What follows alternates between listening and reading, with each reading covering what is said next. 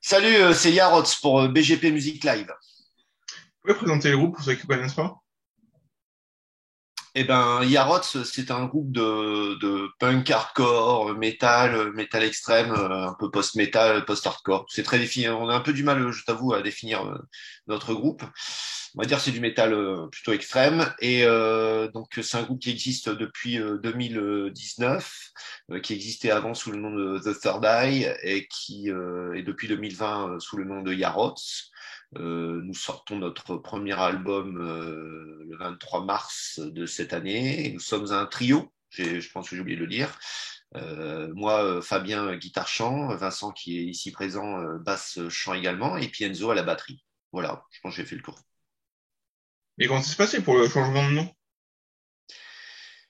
Et ben pour le changement de nom, il y a eu un changement de line-up et du coup assez naturellement, on s'est dit. Puis il y avait une évolution musicale due à ce changement de line-up. On s'est dit bon, pourquoi pas. The Third Eye, c'était pas évident en fait comme nom parce que si tu veux, tu t'entends ce nom-là, tu penses pas à ce genre de musique quoi. Tu vois, c'était un peu, il y avait un contraste qui était pas très évident pour nous faire connaître aussi parce que on démarre, bah voilà, on a un groupe assez récent quand même. Et puis, du coup, bah, on a réfléchi à un autre nom et on pouvait se permettre, justement, avant l'album, de présenter un autre nom. Et au niveau référencement, ça va être beaucoup plus simple. Parce Ah que ouais. sur Fortnite, tu trouves pas. Là, celle-là, c'est direct. C'est Ouais. exactement ça. C'est vrai que ces sœurs d'ail, on tombait souvent sur des sites bon, un peu de yoga, ce genre de trucs, quoi, alors que Yarots, bon, on a plus vite fait de trouver notre site, quoi. Ouais. Et, d'où vous est venu le concept de la psychostasie pour l'album? Bah, c'est une réflexion qu'on a eue au moment du. En fait, quand on a pas, on a fait le point. C'est pas donc c'est un truc que je répète souvent, mais c'est pas un album conceptuel. On a fait un moment, on s'est posé, on s'est dit bon bah voilà, on a ces 9-10 titres, de quoi on parle. Et là, en fait, c'est le sujet qui nous a parlé. Donc, dans la mythologie égyptienne, l'hypostasie, c'est la pesée de l'âme. Donc, le défunt se voit peser le cœur pour choisir sa future destination, quoi, en fonction de ce qu'il a vécu et ce qu'il a fait. Et puis, on aimait bien cette idée-là de psychostasie. Je pense que si tout le monde savait qu'à la fin, il y avait ça, il y a des choses qui se passeraient autrement, quoi. Donc, on aimait bien cette idée-là. C'était cette idée-là. Et vous êtes comment avant la sortie de l'album le 23 mars de Erignez? Bah, on est impatient. Franchement, on est impatient de faire découvrir cet album, que tout le monde l'écoute et qu'un maximum de personnes puissent l'écouter, de voir que voilà quoi, qu'est-ce que c'est que Yarots, faire découvrir notre musique. C'est le sentiment, c'est vraiment un sentiment d'impatience et on est content quoi. Tu sais, c'est un truc que tu prépares depuis pas mal de temps et l'objectif c'est de faire découvrir. C'est pas un album qu'on souhaite c'est enregistrer chez soi et que garder que pour soi. Nous, notre but c'est de faire découvrir un maximum notre musique. Et puis bah, il nous tarde de passer à cette étape-là où tout le monde pourra enfin poser les oreilles là-dessus, quoi. Même si bon, on a déjà fait un peu découvrir l'univers du groupe avec à travers deux singles, quoi, Vergonia et Impunity. Donc il nous tarde. Et comment s'est passée la compétition? Alors, la composition, bah, ça a été fait bah, au fur et à mesure avec donc Fabien voilà, qui ramène des riffs guitare la plupart du temps. Ça s'est fait pas mal à distance parce que géographiquement, on n'est pas au même endroit. On s'est retrouvé quelques fois voilà, pour poser vraiment le truc à plat, pour avoir un premier ressenti de l'énergie que ça donnait en live. Et puis voilà, après on s'est vu à plusieurs reprises, on a retouché des choses. Ça nous a permis aussi de poser donc en travaillant à distance, hein, je parle de bien poser le chant, parce que c'est quelque chose de plutôt récent pour nous deux, que ce soit chant saturé ou chant clair, il y a pas mal de chants clairs quand même. Donc c'est pas évident à maîtriser, on n'y arrive pas comme ça du jour au lendemain. On a bossé dessus plusieurs années pour être honnête, quoi. Et puis bah là, c'est l'aboutissement aussi de tout ça. qui va arriver. Donc on a hâte, ouais, de faire écouter ça, carrément. Et comment s'est passée la collaboration avec Cyril Gachet?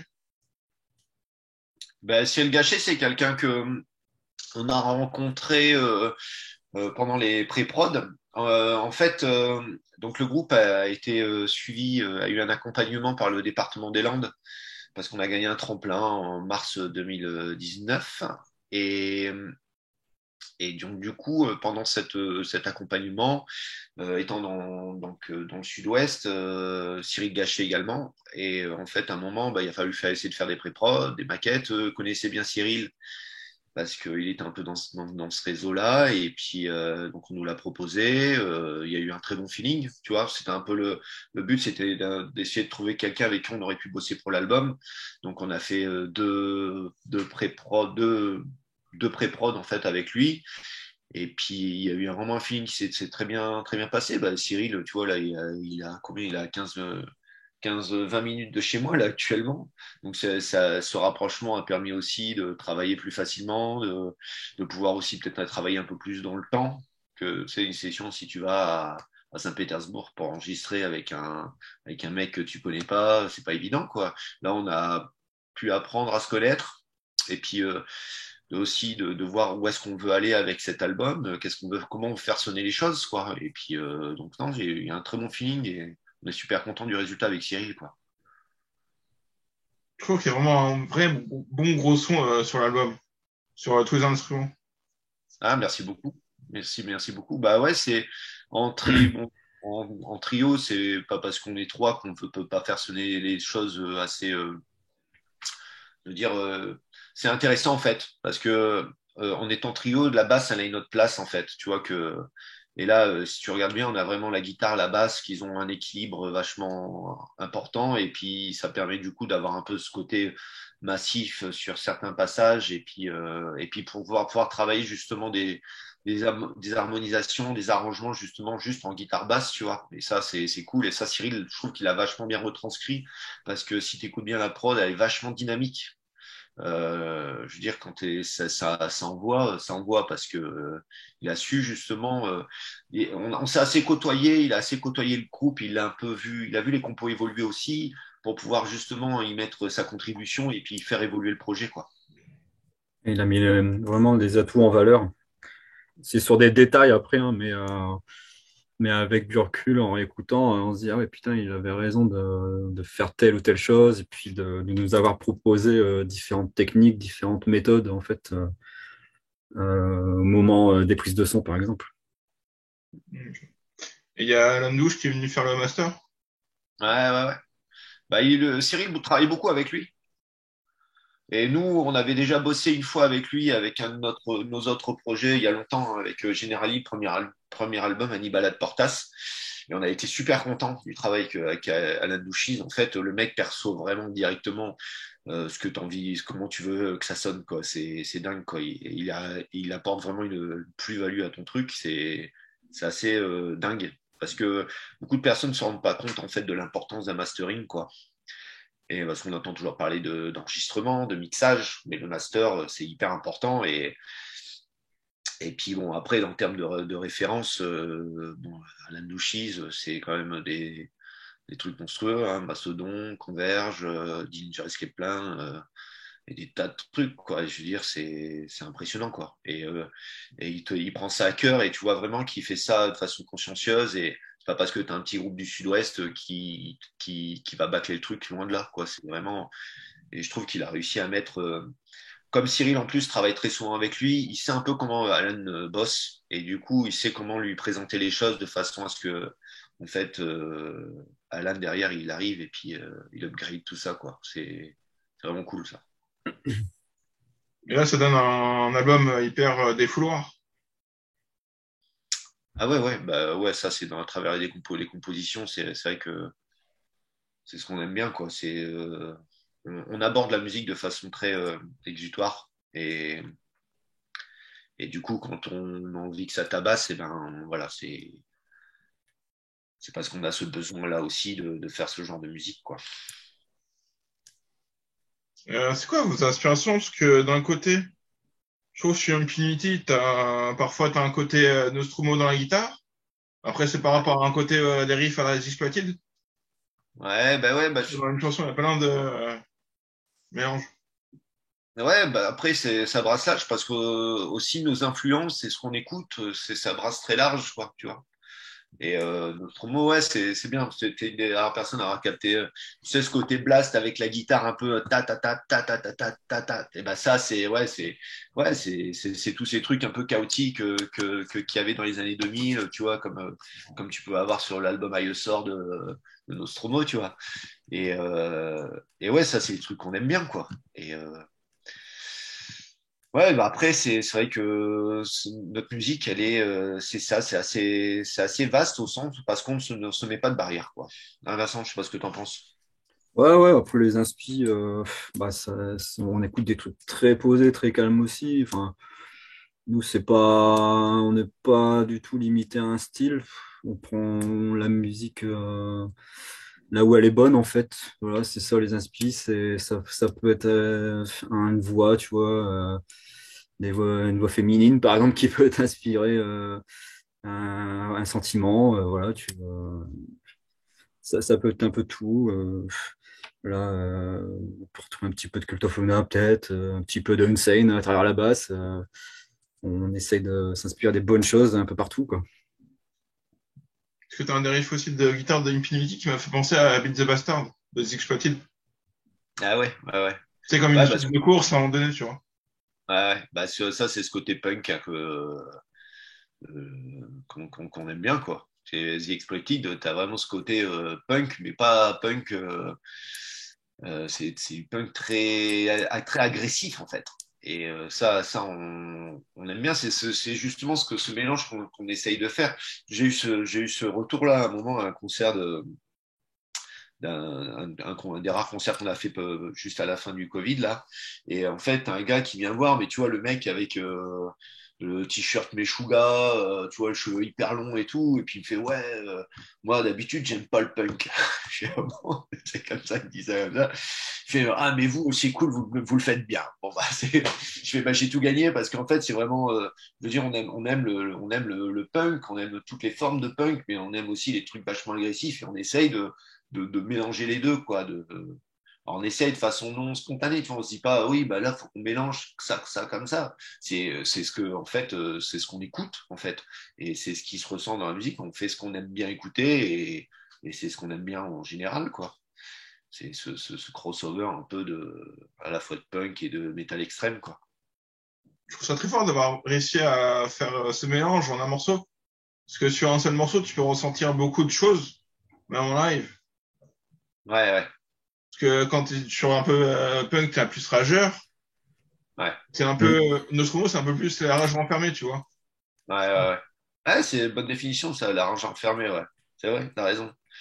Ben ouais, bah écoute, bah, je te remercie. Je prends vraiment ça pour un compliment que on a réussi à faire ce truc-là où on a mêlé ces deux côtés on va dire, de la rage et l'énergie. C'est gentil. Merci beaucoup. Et ça veut dire quoi, du coup, BMAP? Ça veut dire Bring me a priest. Et après, dans le refrain, non, mais bon, clairement, on a un point de vue. Il y a un moment, j'avais envie, mais de traiter de la religion au sens très très large. Tu vois, je ne cible aucune religion parce que mais pour moi, la religion, c'est tellement une idée de base qui est géniale, mais qui a été tellement dévouée à des choses qui sont tellement mal, quoi. Et à titre personnel, je les accuse de beaucoup de choses.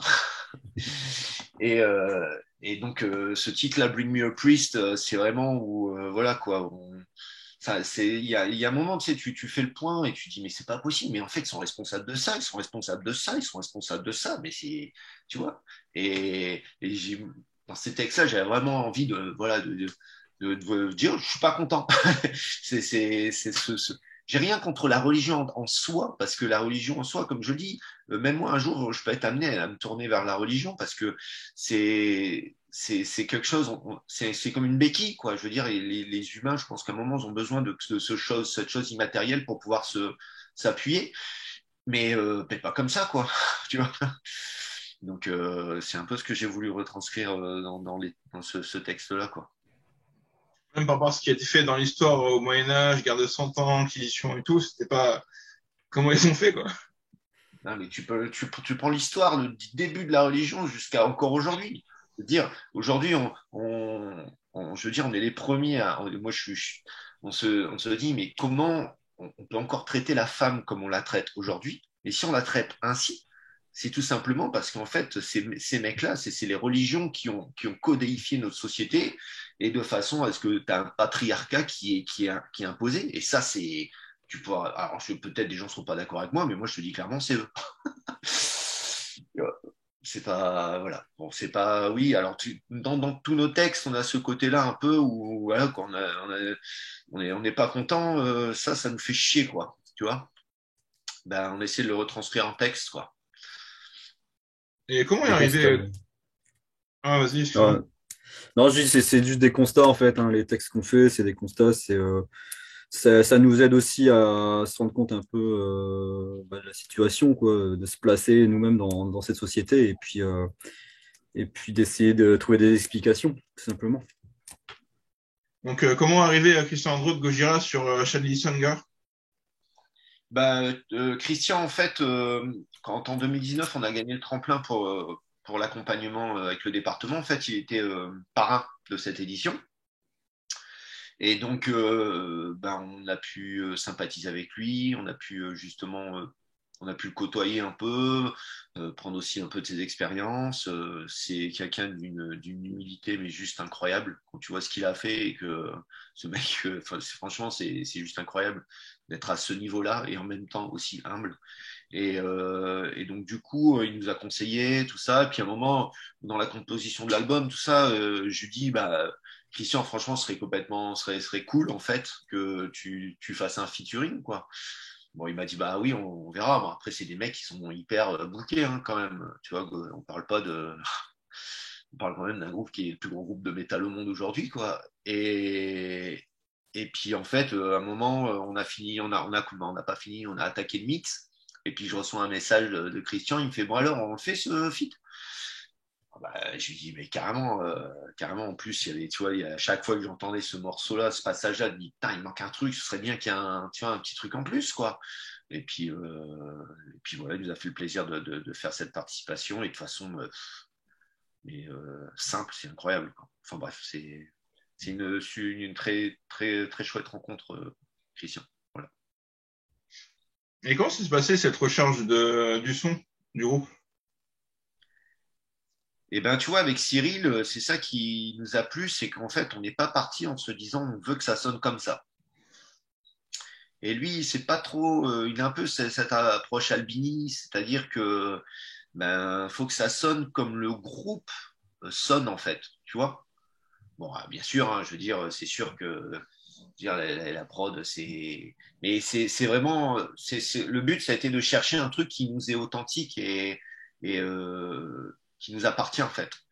Et dans ce sens-là, je trouve que je trouve que vraiment ce qui fait notre particularité, c'est la présence de la basse en fait qui, en fait, il a trouvé cet équilibre d'un trio qui, à la limite, part d'un son de base noise rock, tu vois. Tout à l'heure, tu parlais d'Unsane, mais si tu regardes bien, cet équilibre, il est un peu comme Unsane, mais par contre, mis dans un niveau musical un peu plus agressif, quoi. Et si tu écoutes bien, par exemple, les guitares sont pas si saturées que ça, tu vois. On n'a pas un son hyper compressé métal. Au contraire, euh, une grande partie du son de guitare est fait avec un son classe A. En fait, tu te rends pas compte, mais c'est crunch. C'est pas du tout une énorme distorsion. Je sais pas ce que Vincent t'en penses, cet équilibre un peu à la Unsane ou. Ouais, bah en fait, c'est juste pour la petite histoire, quand on a choisi le son de basse, là, moi j'avais amené plusieurs instrus, et puis j'étais persuadé que voilà, il y en a un qui allait, qui allait l'emporter sur l'autre, et puis donc on a fait des essais, tout ça, puis on a essayé une basse là alors qui avait une action très faible, donc l'action, tu sais, c'est quand les cordes claquent vraiment sur les frettes, quoi. Et puis moi, j'étais pas hyper chaud, voilà. Je me disais, bah, ça amène moins de profondeur, tout ça. Et puis bah, en fait, on a choisi celle-là parce que ça percutait, quoi. C'est à la fois donc des basses, forcément, mais c'est aussi des percus en même temps, quoi. Donc il y a énormément de claquements sur le son de basse et bah, ça ajoute carrément de l'agressivité. Et puis ça compense peut-être aussi bah, une guitare. Voilà, ça amène quelque chose de plus, quoi, tout simplement. Mais j'aurais pas fait ce choix-là sans les conseils de Cyril, c'est clair. Là, je trouve le son de guitare assez brut punk. Pareil pour la basse, quoi. Ouais, c'est Ouais, ça. Bah, Ça tape, ça, c'est rageux. c'est Voilà. l'action, quoi. Ouais, c'est plus des percus que des cordes, en gros. ouais, bah ouais, puis ouais, bah, pour la guitare, pareil, quoi. C'est-à-dire que on n'est pas dans une distorsion, on est plus dans un overdrive, en fait. Et je sais pas si tu vois un peu la différence. Les guitaristes, peut-être, je sais pas, mais c'est vraiment deux domaines différents, en fait. Et on est plus comme ça. Et après, le tout mélangé, ben, ça donne ce côté-là hyper agressif, quoi. Hyper agressif. Donc, non, c'est ça, c'est un truc qu'on est hyper content et qu'on garde, en fait, pour le live, quoi. C'est vraiment, on essaie d'avoir ce truc-là qui est, en fait, c'est une approche rock. En termes de son, hein, je parle vraiment, tu vois. Mais qui, une fois joué d'une certaine manière, ça donne vraiment ce côté très, très agressif. Tu peux me parler de la cover de Yuki Watanabe pour l'album? Ouais. Bah ouais, donc Yuki, en fait, on bossait, on commençait à réfléchir au visuel. C'est pas évident hein, de partir d'un univers musical. Tu dis bon ben comment on va retranscrire ça en images. Eloy Casillas, le mec qui a réalisé nos clips, qui nous a aidé pour toute la partie graphique du groupe, m'a dit bah, je connais cette fille là qui est dans un groupe qui s'appelle Presence of Soul, qui dessine à côté et puis il nous a montré deux trois de ses dessins. On fait bah, ça colle en fait parce que ça à nos yeux, hein, bien sûr, je dis ça colle, mais ça colle parce que c'est à la fois sombre, mais en même temps poétique. Tu vois, ces dessins. Alors, je n'ai pas la prétention de faire une musique poétique, mais on ne veut pas que les gens retiennent uniquement la violence en fait de notre musique, mais aussi la part d'émotion en fait et de mélodie qu'on peut avoir dans notre musique. Et je trouve que dans le dessin, elle sait bien retranscrire ça d'après son style de graphique de son style graphique. Et en fait, ce qu'on a voulu essayer de représenter, c'est comme dans l'esprit de la psychostasie, c'est-à-dire que en fait, on a une bête un espèce de monstre végétal entouré de serpents qui tend à un cœur humain. Donc c'est un diptyque, c'est sur deux scènes, pour ça que ce sera important d'avoir le recto et le verso. Et en fait, qui tend un cœur humain à un loup enragé, en fait, tu vois, qui bave, qui est hyper agressif, mais entouré de fleurs. Et j'aime bien cette idée de fleurs parce que les fleurs qui sont dessinées, c'est des chrysanthèmes. Et dans la culture japonaise, en fait, les chrysanthèmes, alors pour nous, c'est un côté très négatif. Tu vois, le chrysanthème, c'est sont, les cimetières, tout ça, mais eux, pas du tout, en fait. C'est beaucoup lueur d'espoir, c'est la lumière, en fait, les chrysanthèmes. Et j'ai bien aimé ce contraste-là, en fait, tu vois, où tu as un loup c'est une espèce de loup-garou enragé, mais derrière avec des chrysanthèmes. Donc voilà, on était super content de bosser avec elle là-dessus. Et elle aussi, elle est très contente d'avoir bossé sur ce projet, quoi. Vous avez aussi des beaux clips, justement, Sombre et mouvement sur le clip sur la plage. J'ai plus le nom en tête. C'est Vergonia. Vergonia. Wagoner. Ouais. Ben ouais, bah voilà, en fait, on essaie de faire chaque étape, de les faire le mieux possible, on se donne les moyens à fond. C'est vraiment ça, c'est notre leitmotiv vraiment on le fait à fond, quoi. Et ce clip, on s'est donné les moyens de faire ça et ouais, c'est vraiment un clip, ça demandait énormément de travail, mais et puis en plus, on a voulu corréler ça au texte et voilà. Et bon, après personnellement, c'est mon gamin qui joue dedans, donc on est très content de ce clip-là, ainsi que le deuxième aussi. Hein, bon, après, c'est un autre univers, c'est vrai que sur Impunity, mais ouais, de ce qu'on a réussi à proposer, et puis je trouve que c'est qualitativement, c'est assez, c'est pas mal, quoi. Je sais pas ce que t'en penses, Virgile, Ouais, mais je serais très bon par rapport à ça. Ça se démarre vraiment de pas mal de clips. là, voilà, c'est un peu ce qu'on a voulu essayer de faire, quoi. voilà, ouais, comme je te dis, on essaie toujours de faire les choses à 150%, quoi. Donc, après, ça plaît pas, mais je pense qu'on a eu pas mal de retours quand même très positifs sur ces deux clips, donc c'est cool, quoi. Ça nous fait plaisir. Là, vous avez fait l'album en complet autoprod. Est-ce que vous avez, par la suite, vous appuyez par un label? Ben, là, tout de suite, non. Là, tout de suite, non. On ne sait pas comment. Moi, je t'avoue que c'est pas évident, hein, l'autoproduction, tout gérer, absolument tout gérer, c'est vraiment pas évident. Ça nous demande énormément de travail, d'investissement personnel et financier. Mais voilà, on se donne les moyens pour pousser notre projet et puis ben, on verra après, hein, dans le futur, on verra comment ça se passera, quoi. Et comme d'hab, comme je te dis, là on le fait, mais ça nous permet justement aussi de tenir notre projet de bout en bout. Aujourd'hui, les labels, c'est très difficile, hein, pour les labels. Et donc, nous, on voyait plus trop l'intérêt, sachant qu'on est passé par l'agence Singularité pour s'occuper de notre promotion. Donc, elle s'occupait de la promotion. Le seul truc, c'est vrai qu'on a peut-être un peu plus du mal, c'est en termes de distribution, parce que on ne peut pas intégrer des réseaux de distrib comme Season of Mist, parce qu'en étant autoproduit, c'est pas des difficultés pour ce genre de choses, mais nous, notre part, nous, ce qu'on veut, c'est nous présenter en live, et puis de toute façon, c'est un milieu musical qui marche comme ça, quoi. C'est les gens qui viennent acheter du merch. Donc, on espère que les gens seront présents et ils aimeront ce qu'on fait, quoi. Il y a certains d'entre vous, parce qu'il y a certains d'entre vous qui sont chez Junon, qui est Ouais, aussi sur Saturn Records.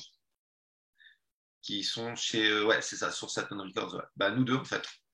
Nous deux, moi et Vincent, on est tous les deux chez Junon. Et ouais, bah, à un moment, on parlait un peu d'essayer de bosser avec eux aussi. Et puis ensuite, on a eu une période de recherche de label qui a été assez longue et qui s'est terminée par en fait un truc. On s'est dit bon ben, pour maintenant, on va le faire tout seul, quoi. Tu vois. Donc c'est une vision. C'est pas, on rejette pas les labels, hein, du tout. Hein, mais c'est que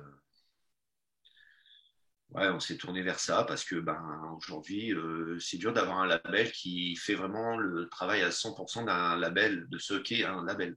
Et c'est pas évident à trouver ça aujourd'hui. Mais on verra bien. On verra ce que l'avenir nous proposera, quoi. Mais ça n'empêche pas d'avoir des belles dates qui arrivent. Tu arrives par exemple le Betis Fest, même le Hellfest. Bah ouais, un Vincent. Ah C'est ouais, cool, c'est quoi. clair. Bah, je pense qu'avec bah, la promo quand même qu'on a commencé à faire, bah, ça communique déjà un petit peu. Et puis après, bah, le Betis Fest, c'est vrai qu'on connaissait déjà un petit peu bah, les gens qui y bossent, hein. Après, nous, c'est une référence pour nous parce qu'on est tous les deux du Nord. C'est un vrai plaisir d'aller là-bas. Euh, puis voilà, on espère que ça va enclencher d'autres dates, quoi. Et puis bah, après le Hellfest, oui, c'est un gros morceau pour nous, comme on est un groupe tout jeune. Euh, c'est un gros objectif, mais ça nous tire vraiment vers l'avant, quoi. C'est un vrai moteur. On pense qu'à ça, hein, pour être clair, quoi. On a hâte d'y être et ça conditionne toutes les autres dates aussi. Donc là, on va pas mal tourner, je pense, avril-mai. C'est de la préparation pour le Hellfest, pour être clair aussi, mais tout ça, ouais, c'est un tout. Ça va se finaliser par le Hellfest, mais après, c'est pas pour ça qu'on enclenchera rien derrière. Il faut que ce soit voilà, quelque chose de constructif. Et après, ça va nous ouvrir peut-être d'autres portes, on verra. D'accord, donc là d'abord c'est ces deux dates-là qui vont peut-être conditionner d'autres dates. Vous avez des plans avant ou après? Ouais, on a des plans avant, ouais.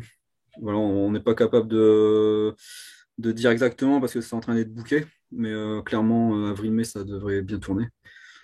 Voilà. Donc, on s'entraîne pour ça.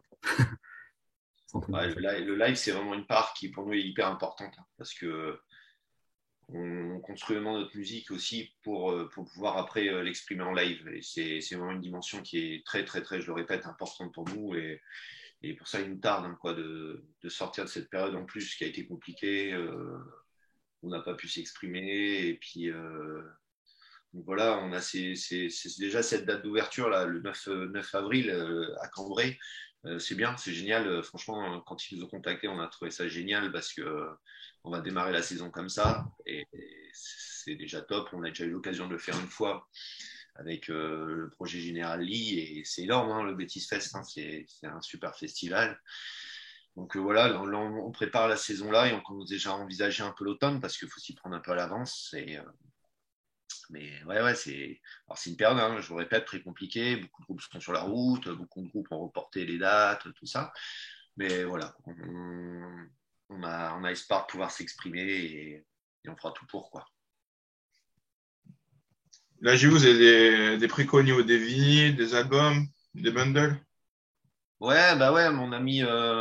En fait, on a un site internet www.yarots.com où tu peux trouver dans la rubrique merch, en fait, tu tombes sur notre Big Cartel où dessus tu peux trouver donc notre album qui sortira en digipack le 23 mars.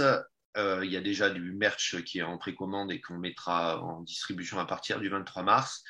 Et puis le vinyle qui sortira, on l'espère en juin. C'est vrai que c'est une période très très très compliquée pour le vinyle, mais bon, on fait tout pour espérer le sortir avant le Hellfest. Donc voilà, ce serait l'occasion de marquer le coup. Et puis donc voilà, donc si vous voulez nous supporter, n'hésitez pas à aller sur notre site internet. Vous pourrez découvrir un peu plus notre univers et puis voilà, nous soutenir à travers le merch. Je vous laisse le mot de la fin pour l'interview, pour les auditeurs. Ben, merci déjà à toi, Virgile. Merci à BGP Music Live de cet intérêt, de ces retours sur notre projet. Et puis, on espère vous voir tous très vite, à bientôt sur scène. Et puis voilà, foutre un peu le bordel, quoi. Ça a perdu. Ouais, c'est sûr. Ouais, c'est clair. Ben ouais, ben rendez-vous quelque part en France.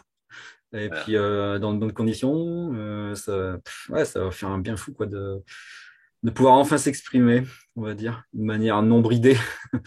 Et puis on espère que voilà, ça plaira à un plus grand nombre. Merci à vous. Peut-être à bientôt. Merci à toi. Virgile. Salut Virginie. Salut.